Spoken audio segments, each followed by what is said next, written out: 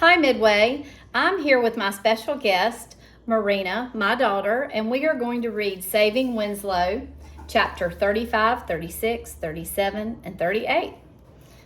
Do You Miss Us? Chapter 35.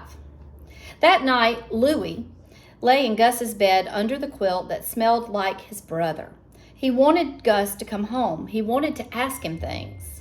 Are you afraid? Are you hungry? Are you cold? Are you safe? Do you miss us? He wanted to tell Gus about Winslow, about how he loved Winslow with all his heart. He wanted to tell him that Winslow understood things and that Winslow loved him back, and that he was funny and goofy and occasionally loud, and Louis could not imagine life without Winslow. Before Gus left for the army, Louis had not been able to imagine life without Gus. And then one day he was gone, leaving behind big empty spaces. He wondered what Nora had said. He wondered about what Nora had said. You get attached to something and it always gets taken away. Something else was bothering him too. Who did Winslow belong to? To Louis or to Uncle Pete?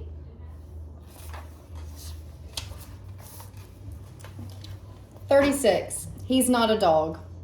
The warmer weather brought out more walkers and joggers. If Winslow was in sight, they would stop and gaze at the donkey. "Aw, it's a donkey. Cutest thing ever." Winslow responded by braying a variety of loud, ridiculous, squawking, honking, shrieking sounds, and then Miss Tooley would call out, "Shut up," which would only make Winslow bray louder and more insistently. One day, when Louis and his father were in the yard, an animal control officer arrived. The officer did not get out of his car. Instead, he lowered the window. He did not smile. "Is it true that you have a donkey on this premises? Is that okay? Is that it out back? Complaints have been made. This neighborhood is not zoned for farm animals." The officer handed Louis's father a pamphlet outlining animal control regulations and a notice to remove the animal within 7 days. "Don't you even want to see Winslow?" Louis asked. "Winslow?" "The donkey. He's very friendly. I can see him from here." "Y'all?" "I can hear him too. He's not even as big as some dogs." "But he's not a dog." Louis's father said, "We're working on it." The officer interrupted. "You need to remove the animal within 7 days. Is that clear?" He did not wait for an answer. Chapter 37. Can he do that? Louis erupted. What? Can he do that? Can he order us to get rid of Winslow? Louis kicked at the driveway. Who makes those rules? What is the matter with people? Couldn't he at least have looked at Winslow? Wouldn't he have realized that he's not a nuisance? As if in protest, the baby next door cried, and Winslow answered, "Eeyaw."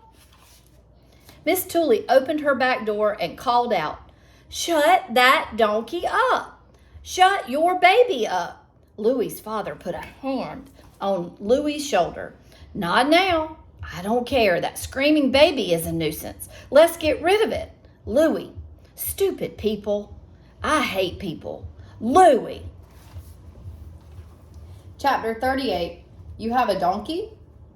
Later that same day, another car pulled up in front of Louis's house. A woman in a khaki-colored uniform stepped out and then reached back inside for a clipboard. Louis froze. Was this about Gus? She was as thin a person as Louis had ever seen, so thin you could see the bones of her hollowed face. You could see all the tendons in her neck as she stretched it forward, eyeing the house and Louis.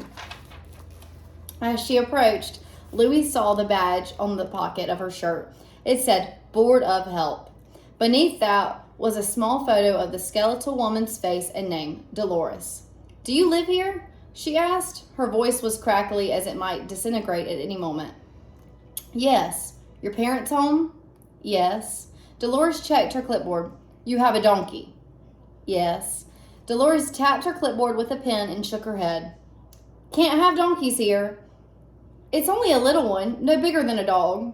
From the backyard, sensing the stranger, Winslow let out a loud, croaking, honking, "Eeyaw, eeyaw." "Oh my, that sounds like a donkey." "All right." Dolores started down the driveway towards Winslow's pen as he continued to bray loudly and obnoxiously. Can't have donkeys here, Dolores repeated. Health hazard. But he's very healthy, Louis said. Want to pet him? Oh, no, I do not. Health hazard.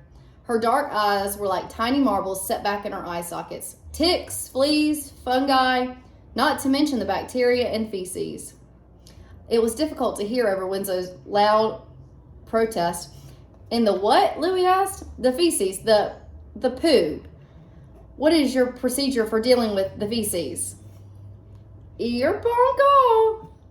Winslow did not like this stranger. His mouth was right up against the fence, yelling at her. From next door came the sound of the crying baby and the unmistakable voice of Mrs. Tooley. Shut that thing up! Shut it up now! Ah, Dolores said. Complaints. I need to speak to your parents. She turned to the house and knocked on the back door. Louis stayed outside as she spoke with his parents. Maybe she was only doing her job, he thought, but she didn't even seem to notice how cute Winslow was.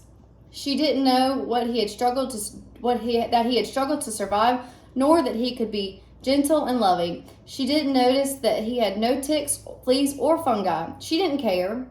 Louis hoped he would never have a job like hers, but if he ever did, if he was forced, say, to have a job like that, he would look at the animal in the eye, and he would kneel beside it, and he would listen to the boy or the girl who was with the animal, and he would never be cold or cruel or dismissive of the boy, girl, or animal. Thank you for reading with us tonight. We look forward to seeing you at school.